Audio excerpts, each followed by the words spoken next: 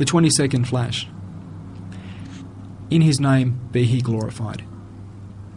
This highly confidential short treatise, which I wrote 22 years ago, specifically for my closest and most select and sincere brothers, while in the village of Barla, in the province of Isparta, I am dedicating to Isparta's just governor, judiciary and police.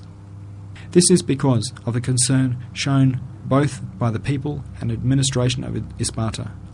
If appropriate, several copies should be written by typewriter in either the old or new letters, so that those who have been holding me under surveillance and searching out my secrets these 25 years may know that I have no hidden secrets whatsoever. They should know that my most hidden secret is in this treatise. Sayyid Nursi. 3 indications. While being the third matter of the 17th Note of the 17th Flash, because of the harshness and comprehensiveness of the questions and strength and brilliance of the answers, this was incorporated in the flashes as the 27th Flash of the 31st letter. The flashes had to give it a place. It is confidential and special to my most select, sincere and loyal brothers. In the name of Allah, the Merciful, the Compassionate. And if anyone puts his trust in Allah, sufficient is Allah for him. For Allah will surely accomplish his purpose. Verily, for all things has Allah appointed a due proportion. Quran, Surah 65, verse 3. This matter consists of 3 indications. The first indication, an important question about my person and the Risale-i. Many people ask, although you have not meddled in the worldly's world, why do they meddle in your hereafter at every opportunity? Whereas no government's laws interfere with recluses and those who have abandoned the world. The answer. The new Sayyid's reply to this question is silence. The new Sayyid says, let divine determining give the answer for me. Nevertheless, being compelled to, the old Sayyid's head, which the new Sayyid has borrowed on trust, says, those who should give the answer to this question are the authorities of Isparta province and its people, for the authorities and the people are much more concerned with the meaning underlying this question than I am. Since the administration, which consists of thousands of people, and the people, who number hundreds of thousands, are obliged to consider it and defend it in my place, why should I speak with the prosecutors unnecessarily and defend myself? I have been in this province for 9 years, and I am gradually turning my back more and more on their world. No aspect of my life has remained hidden.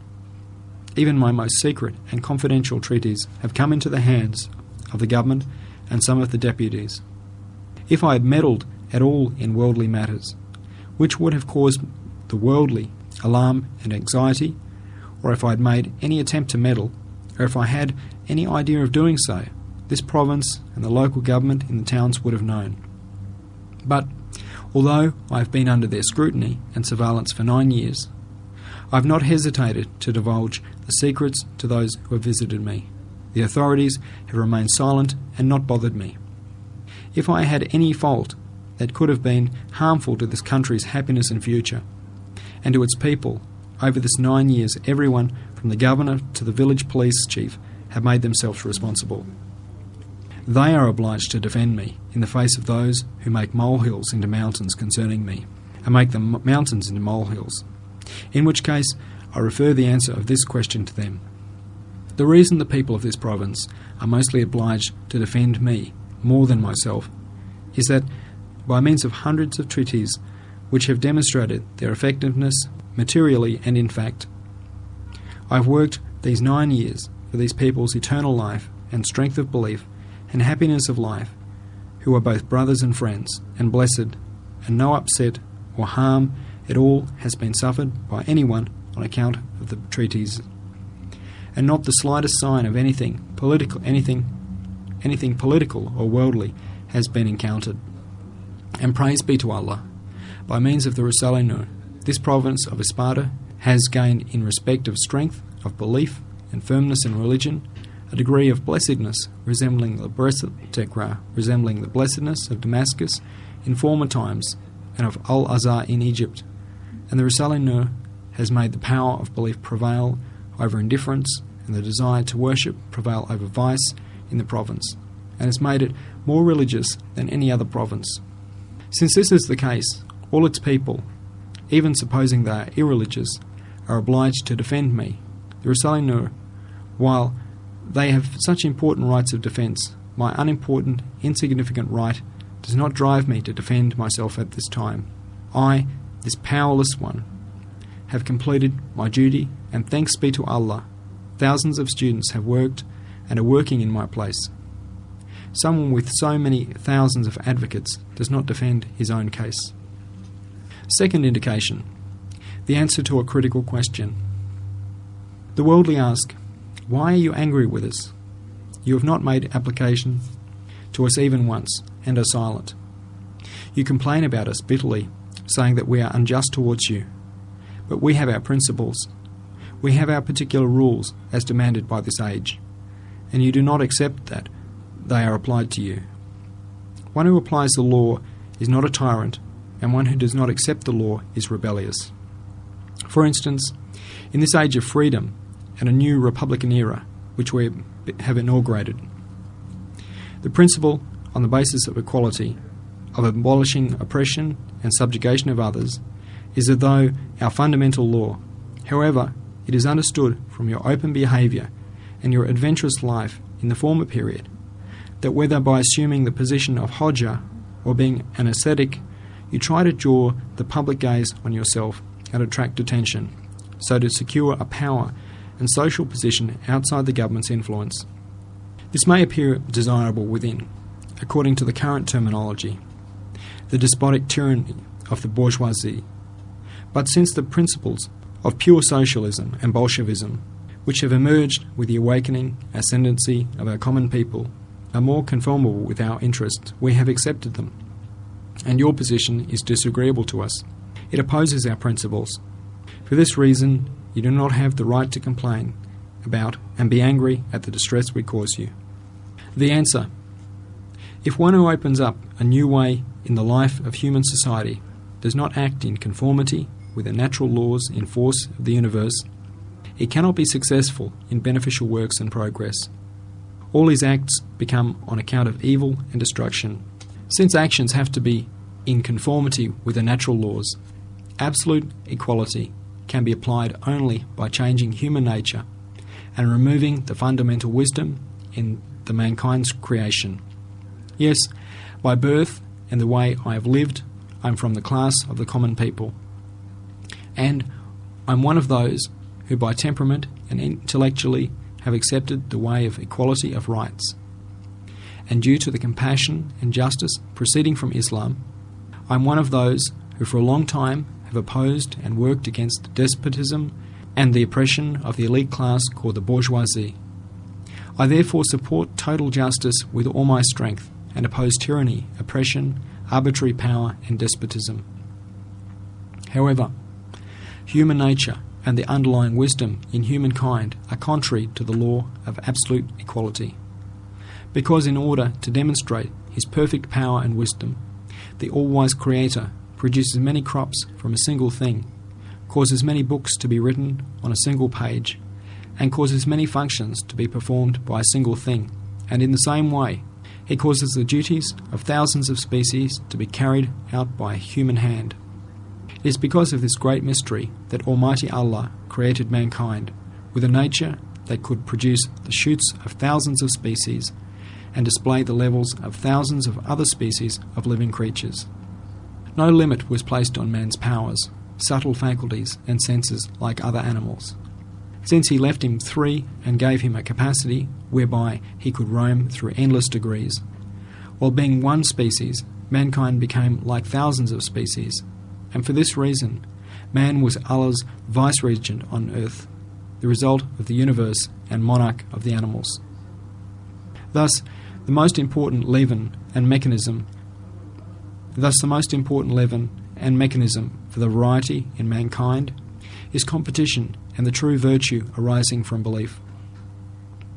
Virtue can only be removed through the changing of human nature, extinguishing the reason, killing the heart, annihilating the spirit. Yes, this age, with its awesome tyranny under the veil of freedom deserves to be struck in the face with the following masterly lines, which, written by a most important person, have been wrongly brandished in his face, although he deserved no slap. It is not possible, through tyranny and injustice, to destroy freedom. Try to remove consciousness, if you can, from humankind. In place of these lines, I say, in order to strike this age in the face, it is not possible, through tyranny and injustice, to destroy reality. Try to annihilate the heart, if you can, in humankind.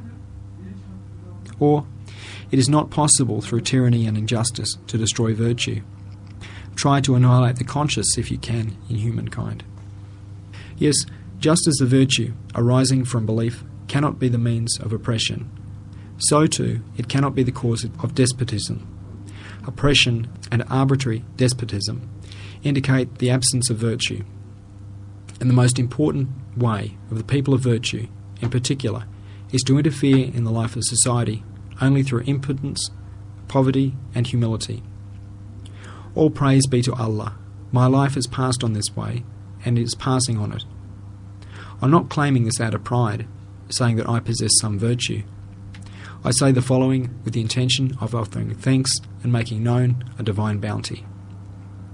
Through His grace and munificence, Almighty Allah bestowed on me the virtue of working for the sciences of belief and the Quran.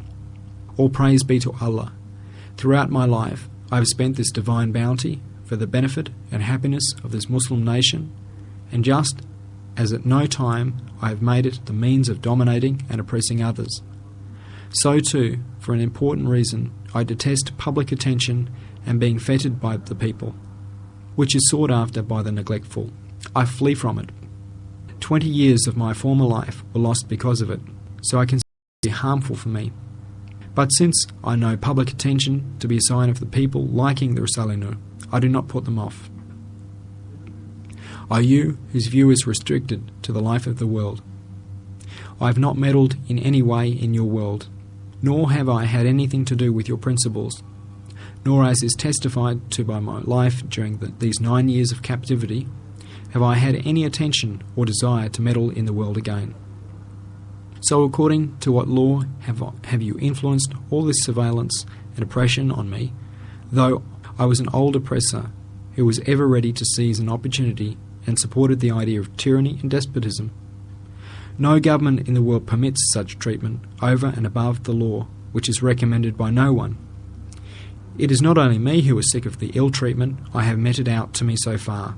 If they knew of it, all mankind would be disgusted, even the universe. Third indication. A fallacious, crazy question. Some members of the judiciary say, since you reside in this country, you should abide by its republican laws. So why do you elude those laws under the cloak of being a recluse?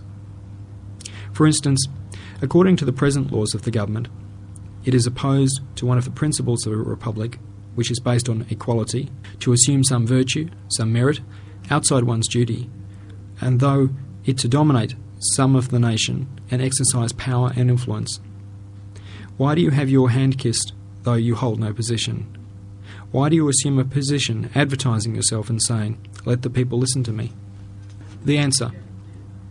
Those who apply the law may apply it to others after first applying it to themselves.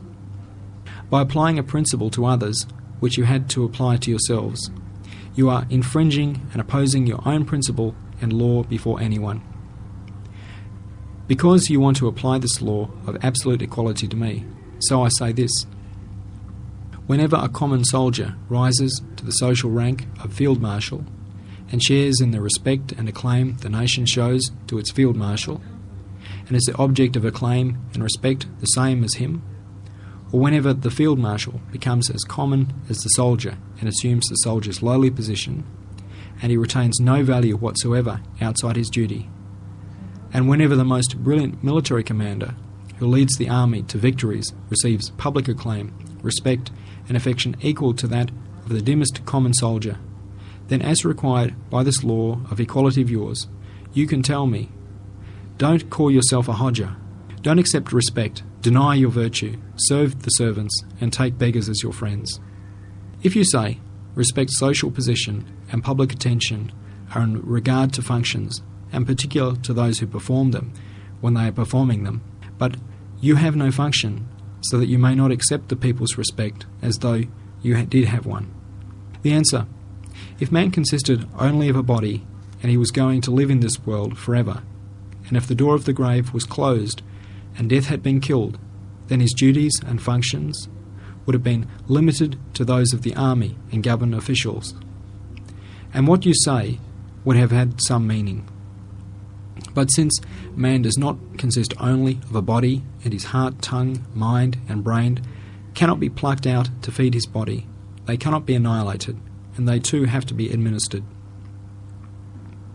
And since the door of the grave does not close, and since anxiety for the future beyond the grave is the most important thing facing everyone, then the duties based on the respect and obedience of the nation are not restricted to the social, political, and military duties looking to its worldly life.